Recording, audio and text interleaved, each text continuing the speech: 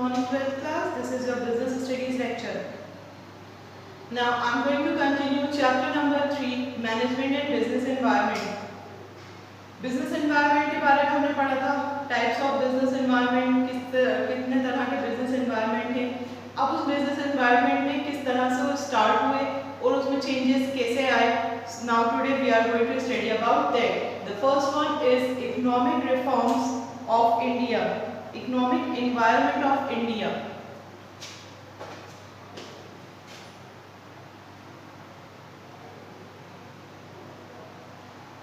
Economic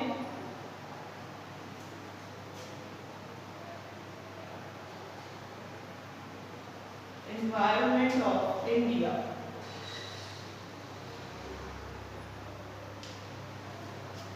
India में economic environment में कैसे चेंजेस आए before the independence and after the independence. So first, economic policy prior to independence and its effect. Economic policy जो government ने बनाई थी economic independence से पहले और उसके इफेक्ट्स क्या पड़े पूरी कंट्री पे. Prior to 1947, India was ruled by the British. The British policy was to export food grains and raw material and import the finished goods. Independence से पहले इंडिया पे ब्रिटिश का कंट्रोल था. ब्रिटिशर्स जो थे वो पूरी तरह से इंडिया पे कंट्रोल कर रहे थे. तो ब्रिटिश की पॉलिसी थी कि सारे रॉ मटेरियल फूड ग्रेन्स जो इंडिया में प्रोवाइड होते थे, जिसकी कल्टीवेशन इंडिया में होती थी, वो उसको एक्सपोर्ट कर देते थे ब्रिटिश अपने कंट्रीज में. वहाँ से फिनिश गुड्स जो थे वो इंपोर्ट करवाते थे. फॉरेन ट्रेड जो था वो एक्सप्लॉइट कर रहा था पूरी इंडिया को. रॉ मटेरियल्स हमारे होते थे, पूरा प्रोडक्ट्स जो होते थे वो हमारी कंट्री के होते थे, जिनको वो बाहर एक्सपोर्ट करके उनका फिनिश गुड्स बनाकर उसको वो इंपोर्ट करवा रहे थे. तो पूरी तरह से इंडिया का जो था मिसयूज हो रहा था इंडिया के प्रोडक्ट्स का और एक्सप्लॉइटेशन हो रहा था. The economic policy of India was formulated in England, in which the interest of British capitalists was mostly taken into consideration. Independence से पहले जो इंडिया की इकोनॉमिक पॉलिसी थी, इकोनॉमी से रिलेटेड जो पॉलिसी गवर्नमेंट बनाती है वो इंग्लैंड में बनाई गई थी. जब इंग्लैंड में पॉलिसी बनाई गई तो उनका मेन पर्पस था कि पूरा फायदा जो है वो ब्रिटिशर्स को ही हो, उसका इंडियंस को उसका कोई फायदा ना हो. तो ब्रिटिशर्स के फायदे को ध्यान में रखते हुए इकोनॉमिक पॉलिसी जो थी वो इंग्लैंड में बनाई गई थी before the independence. The policy of discriminating protection in the decade of 1920 favored the development of industries. India became almost self-sufficient in the production of consumer goods industries till 1939. The relation between agriculture and industry was strained. In the beginning of the managerial and technical workers, Indian industry was mostly British. After 1940, that the strong domestic capitalist group emerged with that the independent financial base. Policy जो थी discriminate कर रही थी, protect कर रही थी Britishers को. जो भी इंडियंस थे जो कल्टीवेशन में या किसी भी चीज़ में इंडियंस को वर्क करा जा रहा था, लेकिन मेन पोस्ट जो थी वो पूरी ब्रिटिशर्स को दी गई थी, क्योंकि इंडिया जो था पूरा ब्रिटिशर्स के कंट्रोल में था. तो पूरा जो फायदा था इंडिया के प्रोडक्ट का या इंडिया के लेबर फोर्स का, हर चीज़ का फायदा जो था पूरा कौन उठा रहा था? ब्रिटिशर्स उठा रहे थे. New multinational companies came into India after 1980. 1918 के बाद कुछ मल्टीनेशनल कंपनीज जो थी वो इंडिया में आई. ब्रूक बॉन्ड, बर्मा शेयर, ये सारी, पर उनका डेवलपमेंट जो था वो स्लो था. वो डेवलप नहीं कर पा रही थी क्योंकि ब्रिटिशर्स की पॉलिसीज की वजह से वो पूरी तरह से डेवलप नहीं कर पा रही थी. इंडियन कैपिटल जो था वो भी कम था. इंडिया का पूरा कैपिटल ब्रिटिशर्स जो थे वो अपने बिजनेसेस में लगा रहे थे. फॉरेन कैपिटल जो था पूरा banking, insurance, jute, shipping, foreign, T, ये जो मेन कैपिटल इंडिया का जहाँ से आ रहा था वो सब जो ब्रिटिशर्स थे वो अपने बिजनेस में लगा रहे थे. तो इकोनॉमिक पॉलिसी 1991 से पहले की इंडिया के लिए बहुत खराब थी और पूरा प्रॉफिट किसे मिल रहा था? ब्रिटिशर्स को मिल रहा था. Now the government policy from 1947 to 1991. अब 1947 के बाद जब 1947 में इंडिया गॉट इंडिपेंडेंस एंड 15 अगस्त 1947 को इंडिया इंडिपेंडेंट हुआ, उसके बाद एक इकोनॉमिक डेवलपमेंट का नया एरा, नई तरह से इकोनॉमिक डेवलपमेंट आना स्टार्ट हुई.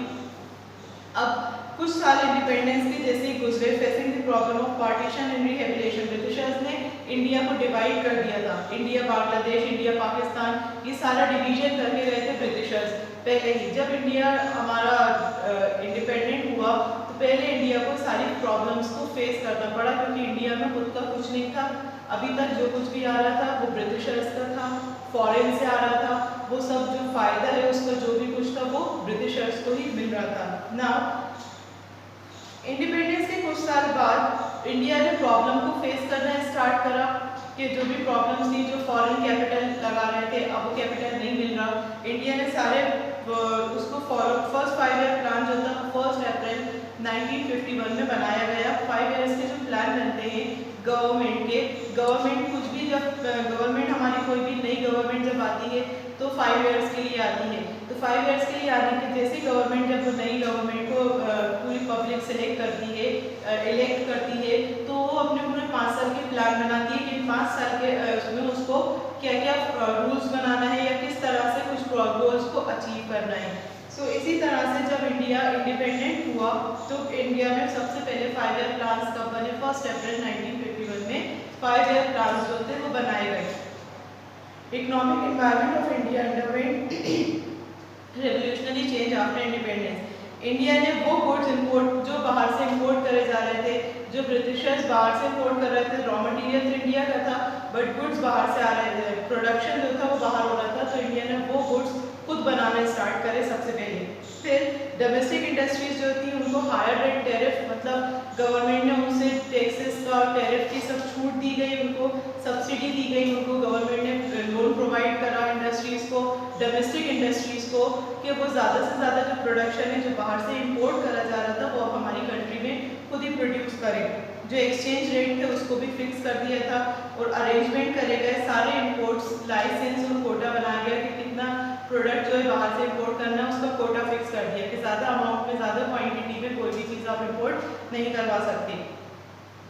1948 में फर्स्ट इंडस्ट्रियल पॉलिसी डिक्लेयर्ड हुई और 1956 में दूसरी इंडस्ट्रियल पॉलिसी डिक्लेयर करी गई। इंडस्ट्रियल पॉलिसी मीन्स जो भी इंडस्ट्रीज चला रहे हैं, जिन्होंने लाइसेंस लिए गवर्नमेंट को, तो इंडस्ट्रीज को किस तरह से चलाना है या उनके क्या लाइसेंस है, कि उनको क्या क्या रूल्स और रेगुलेशंस हैं, क्या रेस्ट्रिक्शंस हैं, ये सारी चीज़ों को ध्यान में रख के इंडस्ट्रीज को आगे बढ़ाया जाता है। That is known as industrial policies. Industry policy कहलाती है। पहले सेक्टर में वो इंडस्ट्रीज आई जिनका फ्यूचर डेवलपमेंट गवर्नमेंट ने करना था। पहले सेक्टर में सारी पॉलिसीज जो भी इंडस्ट्रीज में बनाई गई, डोमेस्टिक इंडस्ट्रीज इंडिया में आई फर्स्ट सेक्टर में, तो फर्स्ट सेक्टर में वो सारी आई जो जिसका पूरा कंट्रोल जो था गवर्नमेंट के अंदर था। इन द सेकेंड सेक्टर में वो इंडस्ट्रीज आई ऑनरशिप जिनकी कुछ तो कर प्राइवेट फर्म्स जो थी वो, लेकिन कंट्रोल पूरा किस पे था? गवर्नमेंट पे था। प्राइवेट सेक्टर का कॉम्प्लीमेंट्री कंट्रोल था इन पे। कॉम्प्लीमेंट्री इन द सेंस जितना गवर्नमेंट चाहे प्राइवेट कंट्रोल दे, बाकी सारा कंट्रोल गवर्नमेंट जो थी वो अपने ऊपर रखती थी उसका। रिमेनिंग इंडस्ट्रीज जो थी वो थर्ड सेक्टर के लिए छोड़ दी गई, जो पूरी तरह से एक प्राइवेट सेक्टर था, जो प्राइवेट पब्लिक थी जिनके पास कैपिटल था, जो इंडस्ट्रीज स्टार्ट कर सकते थे, उन्हें थर्ड सेक्टर के लिए छोड़ दिया गया। प्राइवेट सेक्टर को जो इकोनॉमिक पॉलिसी में, लेकिन जो प्राइवेट सेक्टर था वो इकोनॉमिक पॉलिसी में उसी तरह काम कर सकता था जिस तरह उसे गवर्नमेंट ने अलाउ करा गया हो। गवर्नमेंट के रेस्ट्रिक्शंस के साथ साथ प्राइवेट पॉलिसी को, प्राइवेट सेक्टर्स को वर्क करना था। That is Indian policy. Decade of 1980, public expenditure increased to an unexpected extent where the public revenue did not increase correspondingly.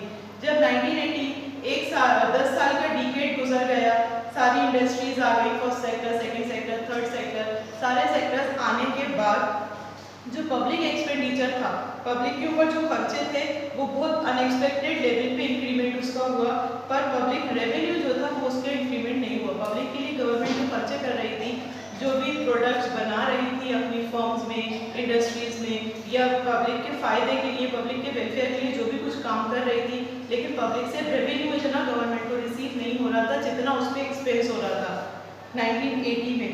तो ये सब फिस्कल डेफिसिट हो गया। बजट जो था गवर्नमेंट का वो पूरा, सेंट्रल गवर्नमेंट और स्टेट गवर्नमेंट का बजट जो था वो इंक्रीज होता जा रहा था। उनका बजट जितना पहले था उसके अकॉर्डिंग ये सारी प्रॉब्लम्स फेस कर रहे थे, क्योंकि अभी तक इंडिया ने कोई चीज़ हैंडल करी नहीं थी। सारी चीज़ें जो थी ब्रिटिश अपने हिसाब से हैंडल कर रहे थे और इंडिया को पूरी तरह से एक्सप्लॉइट करके जा चुके थे ब्रिटिशर्स। अब इंडिया को संभलने में, अपने इकोनॉमिक डेवलपमेंट करने में कुछ वक्त लगा, उसमें ये सारी प्रॉब्लम्स को फेस करना पड़ रहा था।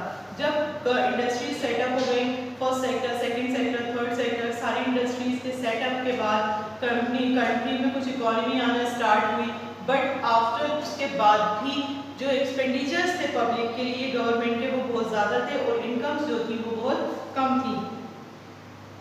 तो गवर्नमेंट ने कुछ लोन्स लिए, फाइनेंस कराए, करंट एक्सपेंडिचर लिए, फिर 1990 में इकोनॉमिक एनवायरनमेंट जो था फेवरेबल जो था इकोनॉमिक डेवलपमेंट के लिए बिल्कुल किसी तरह से फेवरेबल नहीं था। 1990 तक जाके भी गवर्नमेंट की इतनी मेहनत के बाद, पूरे प्रॉब्लम्स को सॉल्व करने के बाद भी इकोनॉमिक डेवलपमेंट कंट्री का नहीं हो पा रहा था जिस तरह से उसके ऊपर फोकस करा जा रहा था, जितने उन पर खर्चे करे जा रहे थे उसके बाद भी इकोनॉमिक डेवलपमेंट नहीं हो रहा था। तो फॉलोइंग फीचर्स क्या क्या देखा गया 1980 से 1990 तक कंटिन्यूसली फिस्कल डेफिसिट और बजट डेफिसिट। फिस्कल जो पॉलिसी बनाई गई थी उसमें भी लॉस हो रहे थे और जो बजट था गवर्नमेंट का उस बजट में भी लॉसेस में जा रही थी। गवर्नमेंट जितने भी बजट में पब्लिक वेलफेयर के लिए काम कर रहे थे उसका रिटर्न उन्हें कुछ नहीं मिल रहा था। हाई रेट ऑफ इन्फ्लेशन, जब बजट रेट जो था कम हो रहा था तो इन्फ्लेशन जो था, महंगाई जो थी वो बहुत तेजी से बढ़ती जा रही थी। इंक्रीज इन अनएम्प्लॉयमेंट, फिर उसके बाद जब महंगाई बढ़ती गई तो एम्प्लॉयमेंट जो है उसकी कमी आने लगी। जब प्रोडक्शन कम होने लगा तो जो सैलरी पीपल थे उनको जॉब्स मिलना कम हो गई, एम्प्लॉयमेंट जो था उसकी प्रॉब्लम आने लगी। अनफेवरेबल बैलेंस ऑफ पेमेंट जो आप अकाउंट्स में पढ़ते होंगे, पेमेंट जो है वो जो इनकम से वो आपकी जितना आप कमा रहे हैं उतना ही आप पेमेंट कर रहे हैं तो वो बैलेंस में रहता था। बैलेंस ऑफ पेमेंट कभी भी फेवरेबल नहीं होता था। करप्शन एंड इनएफिशिएंसी, जब अनएम्प्लॉयमेंट हो रहा था तो करप्शन भी बढ़ गया और इनएफिशिएंसी, जब करप्शन बढ़ रहा है, जॉब्स नहीं मिल रही हैं, महंगाई बढ़ रही है तो हर कुछ जो था वो हौश पौश हो गया था, कोई भी एफिशिएंट वे में वर्क नहीं हो रहा था। Increasing burden of internal and external debts, अब गवर्नमेंट ने जो लोन्स ले रखे थे अपनी खुद की कंट्री के इंस्टीट्यूशन से या कुछ लोन्स जो थे बाहर की फर्म से ले रखे थे तो वो डेब्ट्स जो थे, उधार जो था वो बढ़ता जा रहा था, रेवेन्यू इतना मिल नहीं रहा था। Increasing losses in public sector undertaking, और जो गवर्नमेंट के जो सेक्टर्स थे, बिजनेस थी, इंडस्ट्रीज थी, उनमें लॉसेस जो थे वो बहुत तेजी से बढ़ते जा रहे थे। तो ये सारी प्रॉब्लम्स जो थी गवर्नमेंट को फेस करना पड़ रही थी 1947 के बाद से 1991 के अंदर तक। So new strategy order to rejuvenate, ये सारे इकोनॉमिक स्ट्रक्चर को देखने के बाद, इकोनॉमिक एनवायरनमेंट का पूरा शेप और पूरा सिनेरियो देखने के बाद जो नेशन की ज़रूरतें थी तो गवर्नमेंट ऑफ इंडिया ने एक नई पॉलिसी बनाई, इकोनॉमिक रिफॉर्म्स इन 1991। 1991 में इकोनॉमिक रिफॉर्म्स बनाए। रिफॉर्म्स मतलब दोबारा इकोनॉमिक पॉलिसीज जो थी उन्हें फॉर्मुलेट करा गया, उनमें जो चेंजेस लाना ज़रूरी थे कंट्री की इकोनॉमिक डेवलपमेंट के लिए वो चेंजेस लाए गए और नई इकोनॉमिक रिफॉर्म्स बनाई जिसको स्ट्रेटेजी ऑफ इकोनॉमिक रिफॉर्म्स कहा जाता है। These are the economic environment जो थे, वो इन्वायरमेंट जो हमारा पुराना चला आ रहा था, फिर 1991 तक जो प्रॉब्लम्स को फेस करना पड़ा, उन सारी प्रॉब्लम्स को दूर करने के लिए, उनके सोल्यूशंस निकालने के लिए जो गवर्नमेंट ने चेंजेस लाए, that is known as economic reforms of India. Now the economic reforms,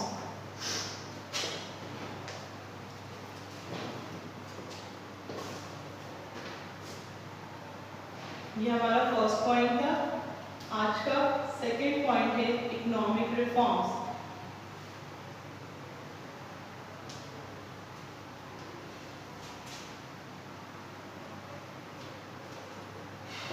Now, meaning of economic reforms. Economic reform, as I told you, जैसे जो भी चेंजेस लाए इकोनॉमिक पॉलिसीज को चेंज करने के लिए, that are known as economic reforms. These economic reforms are known as new economic policy. ये economic reforms को न्यू इकोनॉमिक पॉलिसी कहा गया है, जहाँ पर स्पेशल अटेंशन किस चीज़ को दिया गया है, रेट ऑफ इकोनॉमिक ग्रोथ। सबसे पहला फोकस किस चीज़ पे करा गया है कि इकोनॉमिक ग्रोथ जो है कंट्री की वो बहुत तेज़ी से बढ़े, नेशनल इनकम ज़्यादा हो और per capita income, quality of life जो है वो इंसान लोगों की वो बहुत ज़्यादा हाई फाई हो जाए, बैकवर्ड एरियाज में जो लोग रह रहे हैं वो भी लिटरेट हो जाए और उनका स्टैंडर्ड ऑफ लिविंग जो है वो हाई हो जाए। इकोनॉमिक रिफॉर्म में ये सारी चीज़ों पे ज़्यादा अटेंशन दिया गया था। न्यू इकोनॉमिक पॉलिसी जो थी, इकोनॉमिक पॉलिसी बनाई गई डेवलपमेंट ऑफ इंडस्ट्रीज, जो इंडस्ट्रीज यहाँ पर नहीं थी, जो डोमेस्टिक प्रोडक्ट हमारी कंट्री में प्रोड्यूस नहीं हो पा रहे थे, उनके डेवलपमेंट के लिए काम हुआ। ट्रेड फाइनेंस, जो भी बिजनेस है उन्हें फाइनेंस कैसे देना है, टैरिफ, उनसे टैक्स कितना लेना है, ये सारी चीज़ें इस इकोनॉमिक रिफॉर्म के अंदर चेंज हुई। इनका मेन मोटिव था इकोनॉमिक रिफॉर्म का कि रेवोल्यूशनरी बहुत अच्छे से इम्प्रूवमेंट आए पूरे प्राइमरी सेक्टर में, प्राइमरी सेक्टर मतलब एग्रीकल्चर में, एग्रीकल्चर भी कल्टीवेशन जो क्रॉप्स का नहीं हो पा रहा था उन क्रॉप्स का भी कल्टीवेशन हो, या जो भी रॉ मटेरियल है उन सब चीज़ों का कल्टीवेशन हो। सेकेंडरी सेक्टर, सेकेंडरी सेक्टर में हमारी इंडस्ट्रीज आती हैं जो ये एग्रीकल्चरल प्रोडक्ट को यूज़ करके दूसरा फिनिश प्रोडक्ट बनाती हैं, वो सेकेंडरी सेक्टर होता है। And territory sector, territory sector मतलब सर्विस सेक्टर, कि जब ये इंडस्ट्रीज और ये सब फॉर्मुलेट होंगी, डोमेस्टिक इंडस्ट्रीज इंडिया में आएंगी, तो इनमें क्या है, जो इंडियंस हैं उनको जॉब्स मिलेंगी, वो सर्विस सेक्टर आता है टेरिटरी सेक्टर में। तो ये सारे सेक्टर्स में, first primary sector, secondary sector, territory sectors में, इन सारे सेक्टर्स में एक रेवोल्यूशनरी चेंज लाने के मोटिव से जो रिफॉर्म्स बनाए गए, जो पॉलिसीज बनाई गई, that is known as economic reforms of India. Now the objective of economic reforms, economic reforms का मेन ऑब्जेक्टिव क्या था? पहला था कि इकोनॉमिक जो है कॉम्पिटिटिव हो जाए, दूसरी कंट्री से भी हमारी इकोनॉमी को भी कॉम्पीट करा जा सके easily.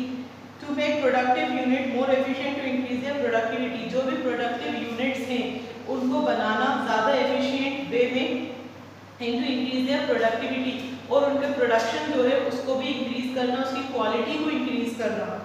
To endure and strengthen the past profit, जो पहले के प्रॉफिट थे उसको और तेज़ी से आगे बढ़ाना, उसका ज़्यादा से ज़्यादा प्रॉफिट रिसीव करना, और जो ग्लोबल रिसोर्सेज थे इंडिया के डेवलपमेंट का उसका पूरी तरह से यूज़ करना, ये सारा मेन मोटिव था economic reforms of India. Now the salient features of economic reforms.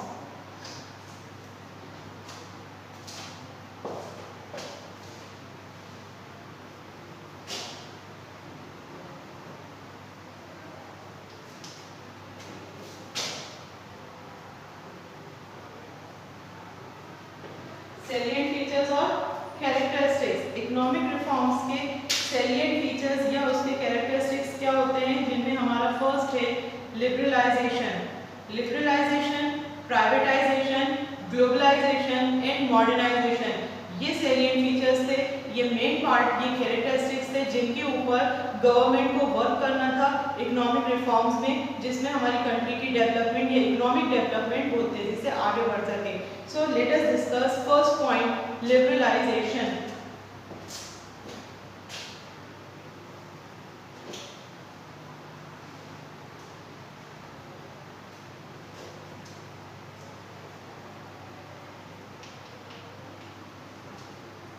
First point था लिबरलाइजेशन।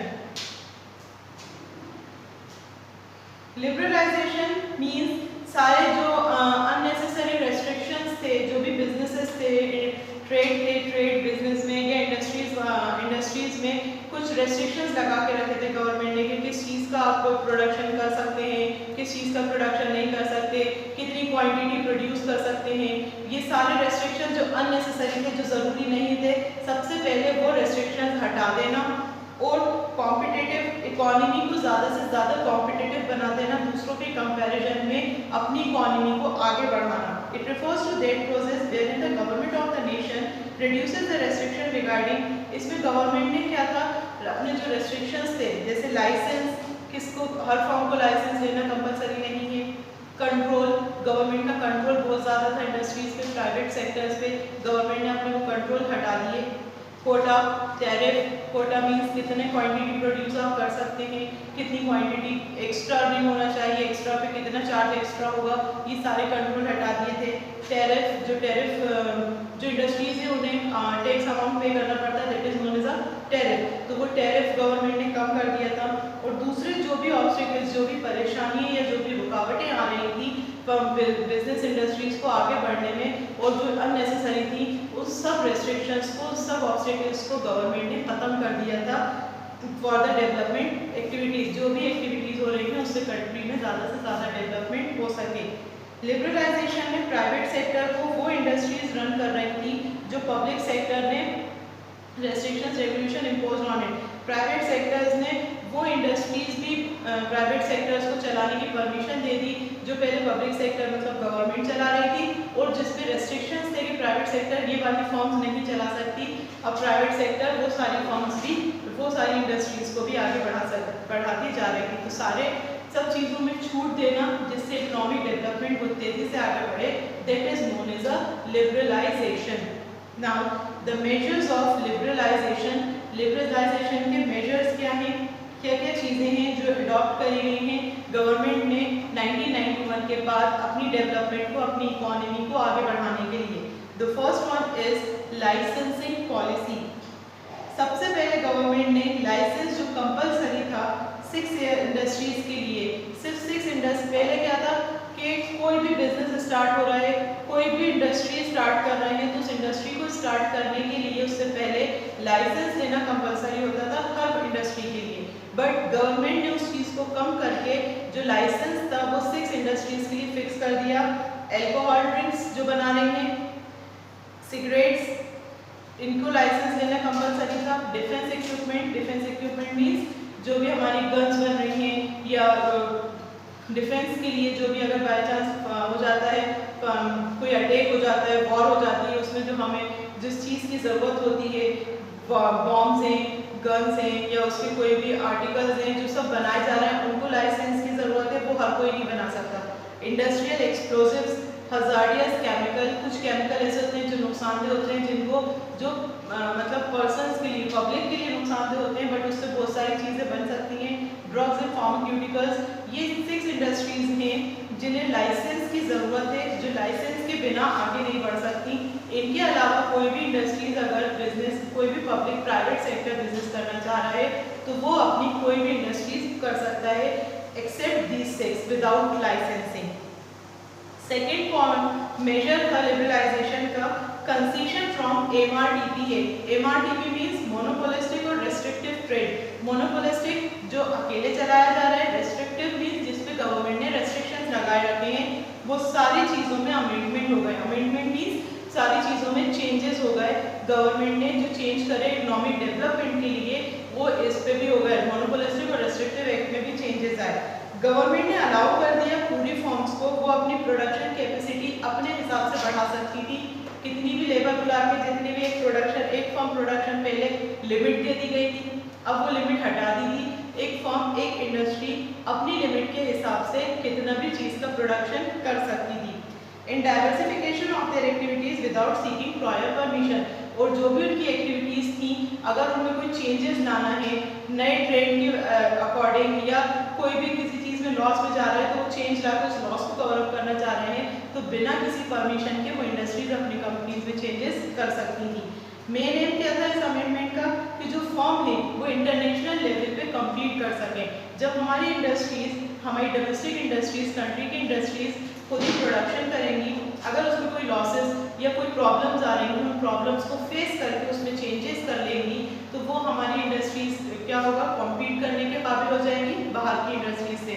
तो मेन मोटिव गवर्नमेंट का यही था लिबरलाइजेशन का कि फर्म्स जो है बिना किसी परमिशन के कितनी अपनी क्वांटिटी प्रोडक्शन बढ़ा लें या कितनी अपने कोई भी डाइवर्सिफिकेशन, कोई भी अमेंडमेंट अपनी फॉर्म में अंदर कर सकते हैं विदाउट एनी परमिशन। तो मेन मोटिव इसका ये था कि जो इंडस्ट्रीज हैं वो फॉरेन कंट्रीज के साथ कम्पीट कर सकें।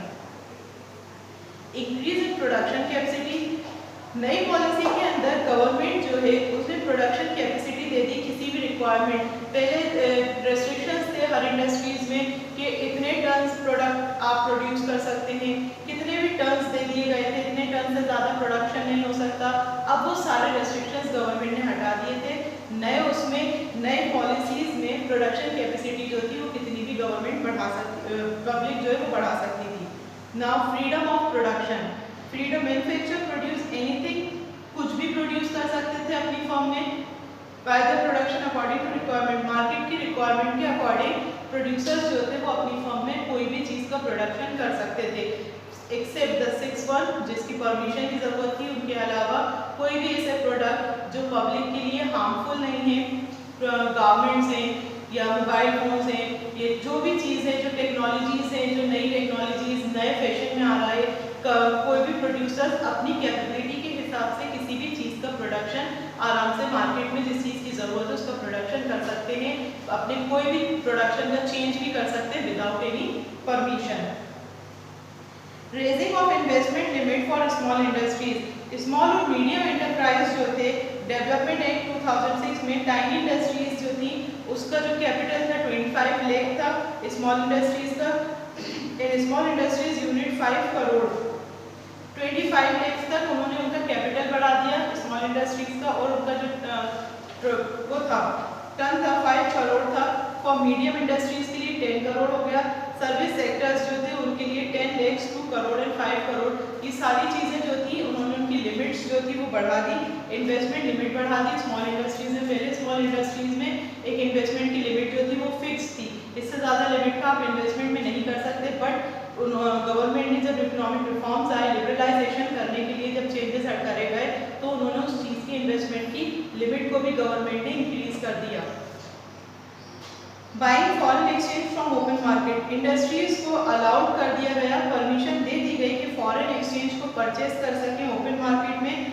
जैसे मशीनरीज मंगा रहे हैं या रॉ मटेरियल्स अगर बाहर से कुछ इंपोर्ट करना है, जो पहले 1991 से पहले इंडिपेंडेंस के बाद जिस इंपोर्ट्स पे रेस्ट्रिक्शंस लगा दिए गए थे, वो रेस्ट्रिक्शंस हटा दिए कि जो इंडस्ट्रीज हैं अगर कोई नई चीज़ प्रोड्यूस करना चाह रही हैं तो वो इजीली बाहर से कोई भी रॉ मटेरियल इंपोर्ट कर सकती हैं, और उसके बाद उनसे जो भी प्रोडक्ट उन्हें बनाना है वो उसको बनाकर सेल कर सकती हैं। लिबरलाइजेशन पॉलिसी जो थे, इंडस्ट्रीज को इमीडिएट डिसीजन लेने की परमिशन मिल गई थी। इंडस्ट्रीज जो थी ये सारे कैरेक्टरिस्टिक्स होने के बाद इजीली कोई भी डिसीजन ले सकती थी अपने प्रोडक्शन कैपेसिटी बढ़ाने के लिए। दस they can face the open market competition, और जब ये सारी छूट इंडस्ट्रीज को मिल गई थी, लिबरलाइज हो गई थी, तो आसानी से ओपन मार्केट कंपटीशन कर सकती थी किसी भी फॉर्म के साथ, किसी भी कंट्री के साथ। हर इंडस्ट्री को आज़ादी मिल गई थी कि वो आराम से जो है कम्पीट कर सके। So that is liberalisation. Okay, I hope you all have understood. We will discuss the next part of economic reform in our next video. This is enough for today. Thank you.